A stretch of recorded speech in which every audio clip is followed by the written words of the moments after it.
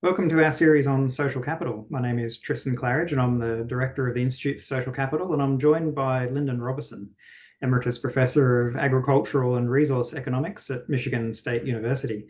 Welcome, Lyndon. Hello, Tristan. Good to see you, and I'm happy to be here and look forward to a lively discussion. Lyndon and I share a passion for the concept of social capital, and we each have a long history of work on the idea. However, we come from different perspectives. Lyndon from economics, and my background is in sociology and social theory. Now, different perspectives and backgrounds make for very interesting conversations and engaging debate. In this episode, we're going to discuss social capital and its connection to the various social sciences. One of the reasons social capital has so many definitions is there's a lack of consensus among those who study it, is because there's hardly a social science that hasn't embraced the concept of social capital and adopted it to promote its own interests.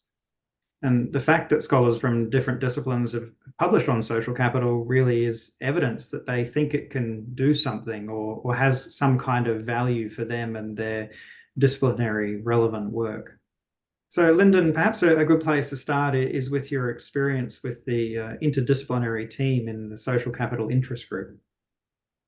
Well, thank you, and that's where my interest in social capital really did start, and I think what really created an interest in me was observing behavior that simply wasn't consistent with the underlying paradigm of selfish behavior and rational behavior. And so at that point, I realized that I really had to get acquainted with the perspective of other social scientists. So at Michigan State, with support from the provost, we formed an interdisciplinary group that met for several years and invited speakers. And it was a wonderful time for me because, first of all, I learned that we had different names for a lot of the same things. And so before we could make much progress, we had to take the time to appreciate each other's background. But then once we got past the vocabulary building stage, that exploring the contributions that each of our disciplines made was one of the most rewarding experiences of my academic career and shaped many years to come. It must have been an interesting experience working with so many different people from different perspectives. Were you able to reach agreement about what social capital is? Like when you were talking about definitions, do you feel like any progress was made towards agreement? Yes, no question about it. For example, one of the principles that I think we agreed on was that there were many cases where one person's behavior was influenced by another person or another group. And that's if we were going to take behavior serious, we had to recognize that we really were interdependent, and that to treat people as econs, as Richard Thaler talks about, as selfish, independent, asocial kind of being, simply wasn't going to allow us to explain a lot of behavior that we observed. Yeah. So you made progress. So that was it the late 1980s, that interest group? Yes. Mm-hmm. Yeah. So you made progress on definition at that time, and there's been other attempts, of course, over the years to make progress on definitions. But here we are, 2024, and we have hundreds of different definitions being used, and it doesn't seem like we've reached a point where there's much agreement now. Is there anything about the different disciplines and the perspectives you think that that could explain this? You know, are there any generalizations about what the interests of different disciplines are that might help to illuminate why there's so many different definitions? Well, yes, I think each discipline has its focus. For example, in economics, the focus is on maximizing behavior, consumers maximizing their resources to consume an ideal bundle and produce with the least cost or the maximum profit. But I'm not I'm somewhat more positive about the progress we've made since the late 80s to this point, even though there are still hundreds of definitions. It does seem to me that in a quiet moment, if we got this together in a room, we would agree that whatever social capital is, it has to do with a relationship. It has to recognize that we're interdependent, that our well-being depends on each other. And how the words that we use to express that, I think you can find in most of the major definitions, a recognition, yes, we're interested in the consequence, how we form relationships, how they impact our behavior and increase our ability to act collectively and so on. And that's progress. I think what is limiting our progress is when we fail to recognize just sort of basic requirements of a definition, such as A equals B. If you don't start with that and you say A has properties B or A can be used for this purpose, that's not a definition and will undoubtedly lead to confusion. But when we stick with the definition, I think we can recognize that we've made some progress. And certainly different disciplines are going to see the world a little differently. The foundational assumptions, the frameworks that they use to understand the world around them, the problem spaces that they're interested in are different. And perhaps, I don't know what sort of generalizations we can make, but perhaps economists walk around the world and they see exchanges between people, not necessarily commodities, but exchanges of relational goods, but they're interested in exchanges, whereas other social sciences might see power, powered struggles, power dynamics, or perhaps conflict. And it's very much like in other disciplines. An engineer might see strain and load and force, whereas an environmental scientist might see impacts on natural systems, or a hydrologist might see different flows in a river. So everyone's going to see the world a little differently, and I guess then naturally there's going to be some different interpretations of what social capital is. And so we've discussed before about the possibility of coming up with just a single definition of social capital, and if everyone could agree on it. Seems to me that might be undesirable at this particular time, because it would perhaps limit disciplines to certain framings that may not actually suit what they're interested in. But what are your thoughts about definitions, and whether or not we could agree on one or perhaps a small number of definitions? Great question. If we introduce the idea of a paradigm, sort of an organized body of knowledge, useful for explaining, predicting, analyzing behavior, which is of humans, which is what a social science would be about. And then you would say, well, what is a requirement of this paradigm, regardless of where it exists, what social science it exists? You would say, well, it must require a definition. It must have hypotheses. It must have variables that interact. There must be cause and effect relationships.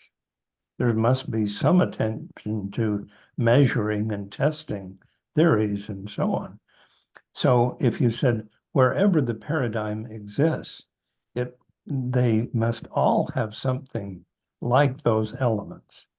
And so if we compare, let's say, the social capital paradigm with a paradigm of political science or sociology or anthropology or so on, you would say, okay, there will be differences in the assumptions and the variables identified and definitions and so on.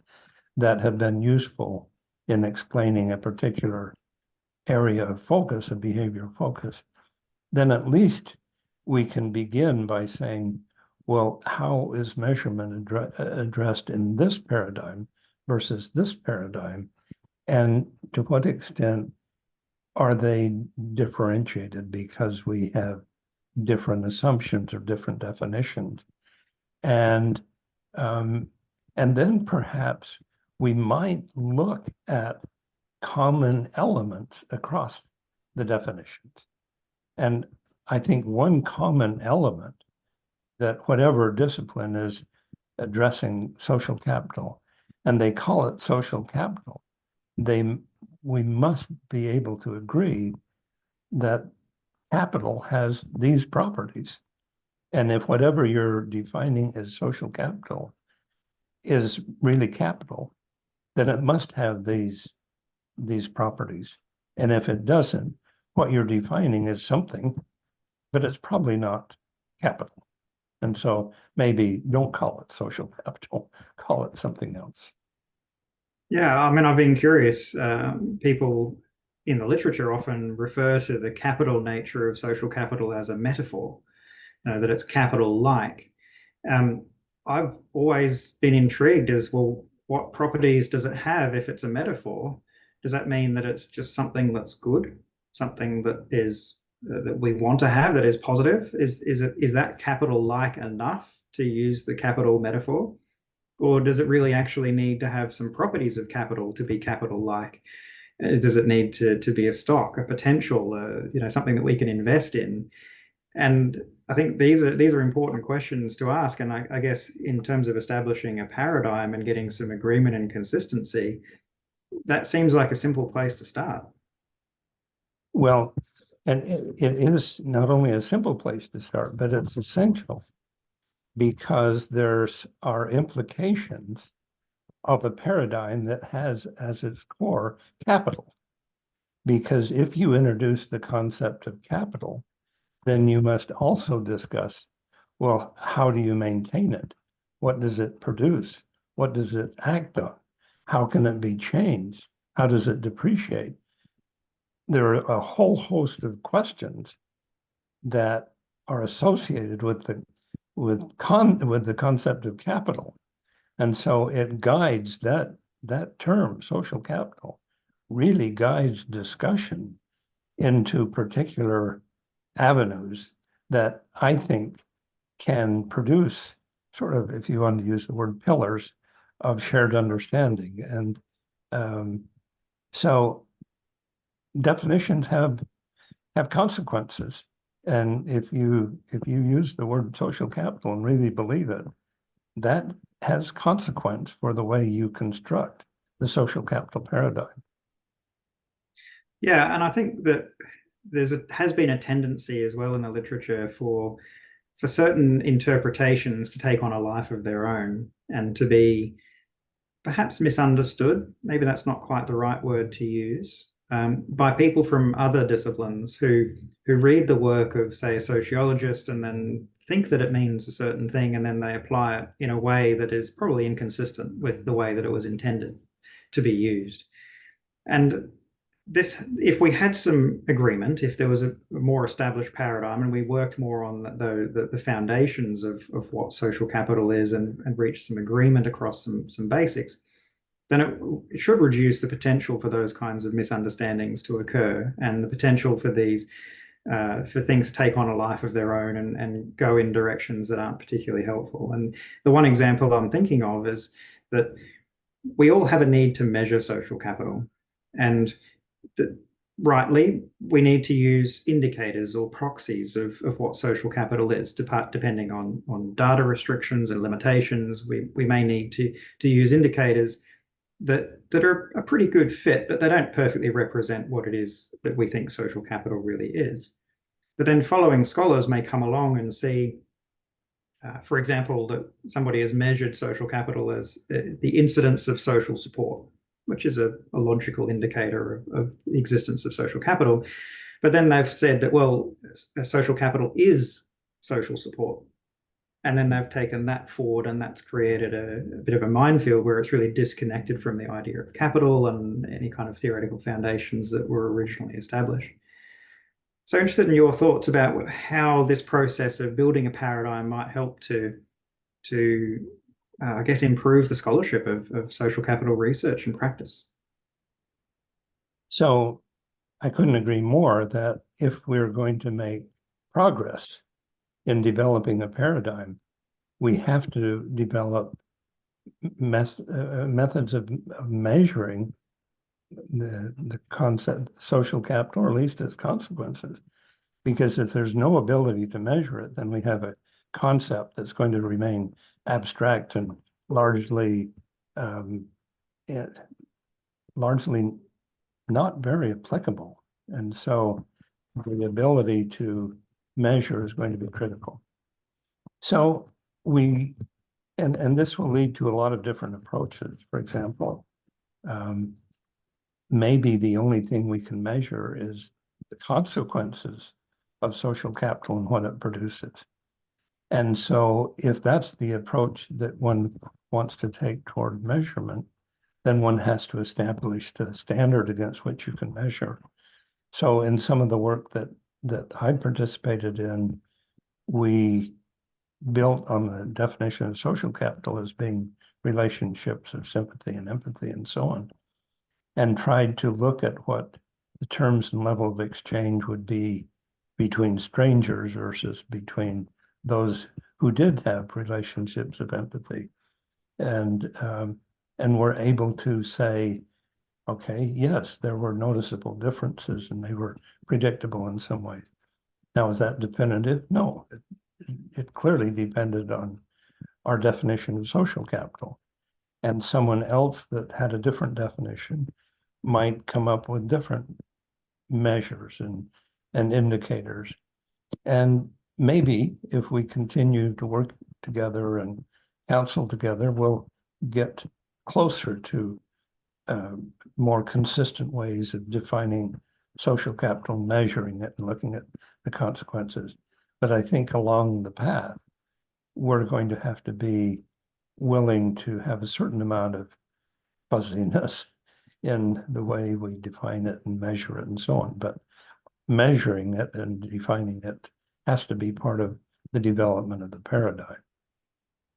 Yeah, and I think it's been an interesting process for the two of us over the last couple of years. We've been talking regularly, and we've been able to understand the language that we use and the terminology that we use, and we've become even quite familiar with it to such an extent now that we seem to be using each other's terminology in our own language when we're discussing ideas with each other. But interestingly, when we each publish, we're sticking to largely our own terminology. And so even though we've reached agreement and we understand each other's language and we even perhaps share that language at times, we're still quite separate in the way that we write about social capital. Have we made progress there? Like, clearly we've deepened our understanding, but we, in terms of the publications, we're still quite different in the way we talk about it. I think, at least in my own case, I think I've made progress. I mean, the concept of social acts is clearly something that I borrowed from you. And I think the idea of relational goods surely wasn't my creation. I think the idea of attachment value, which I use a lot, was suggested by a sociologist in the interest group that I participated in. Where the problem seems to be is in the discussion of power, which, if you think of, this is an example of the ability to influence the behavior of others. And typically we think of, well, I could influence behavior with economic resources or threats or something. But social capital introduces kind of another source of power, that when you internalize my well-being, I do have some influence on your behavior. And that isn't recognized unless we allow for the concept of social capital that has to do with relationships. So existing terms that are being used by both of us, or people outside our discipline, when we both use the same term, but we use it differently, that's where I think we have to work hard to make sure that we understand that we're using the term similarly, but with some differences. And I'll give you one further example. I've been working on the concept of social structures, patterns of relationship determined by relationships. Well, social structures is a well-known concept that often has to do with power from different kinds of sources. So now we have two concepts referring to social structure, but understood by people in different disciplines differently, I think. Yeah, and certainly my understanding of social capital has been significantly deepened by our conversations, and partly because in the process of reaching the shared understanding your language, and then when you question me about the terminology I use, I need to think about that more deeply, and often that requires me to justify, to explore, to explain, to work out why it is that I use the terminology that I use. And that then helps me to understand that terminology so much better, and to construct a deeper understanding of the theory. And I have become quite comfortable using what I guess is economic types of terminology, exchange of relational goods. I think I've found myself saying that myself sometimes. And I think that's a strength because it allows us to be comfortable and familiar with different ways of framing these issues and different ways of understanding the concept of social capital, and certainly from a much deeper perspective as well. And it's something that I guess everybody would benefit from. There seems to be a general lack of discourse across social capital as a paradigm. What do you think? My life is richer and my understanding is deeper because of my interaction with people outside of my discipline. And of course, I'll always be grateful for the background that I received in economics, but it's surely been made more important, more useful as I sort of absorb concepts from people in other social sciences. And so I think that tells me something. And it is that whatever the social capital paradigm is, because I think I would claim that it has reached the stage of a paradigm, it doesn't exist solely within a discipline. It sort of exists in the middle of a lot of disciplines. And we, depending on our interests and background, we may, extract elements of the social capital paradigm. But I think we should be cautious in saying it isn't owned by a particular discipline. And if we could move forward and agree on what are some core concepts, like it is capital. Do we agree that it is capital? And if so, do we agree that it has capital-like properties? Then we can sort of move from there to saying, well, what does social capital produce from the view of a political scientist or a sociologist or an anthropologist? And then we could talk about sort of that element and say, yeah, I learned from you what you're seeing produced is different than what I emphasize, but at least we agree that social capital has to produce something.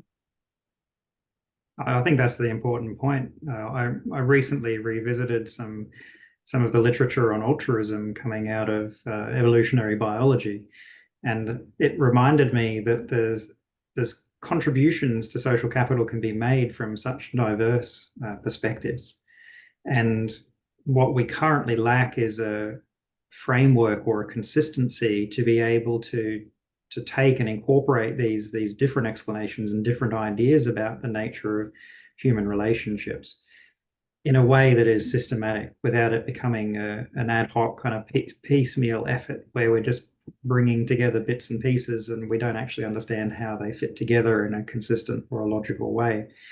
And that seems to be one of the key criticisms of social capital overall, is that it can be quite piecemeal. There can be lots of different bits. There's often lists of different factors. It's networks, it's norms, it's trust, it's goodwill, it's solidarity. And the list kind of goes on, and you end up left thinking, well, how are these individual elements? How do they fit together? What is the consistent logic here between all of this list? And is it an exhaustive list, or are there other things that aren't included that other people might go, oh, there's this as well, and just simply add and add and add and add in a way that is really challenging to developing a theory. And I guess that's what we've been talking about from the beginning of this episode, is that if we could establish some agreement and some framework around it and the paradigm, then we would be able to understand how these various bits fit in a way that is logical and consistent without it feeling like it was piecemeal and ad hoc and chaotic, quite frankly. I agree. I couldn't agree more. And I think as we develop, I think for a long time, we've also kind of looked longingly over at the physical scientists and said, gosh, if we had a world like you, where the laws of chemistry or physics or mathematics we sort of agreed on, and we used those as the basis. And I think we look at each other and say, do we have anything like that to direct our study of relationships and social capital and so on? And could we work on that? Would they be helpful? So, maybe that's something that we look forward to in the future, is having some concepts that we say, yes, this seems to generally apply to how relationships are formed or transitioned or what they produce, those kind of things. Yeah, absolutely. Well, it's all we've got time for today, Lyndon. Been another fascinating episode, and look forward to the next conversation we have about social capital. Look forward to it. Bye, everyone. Nice to be with you. See you next time.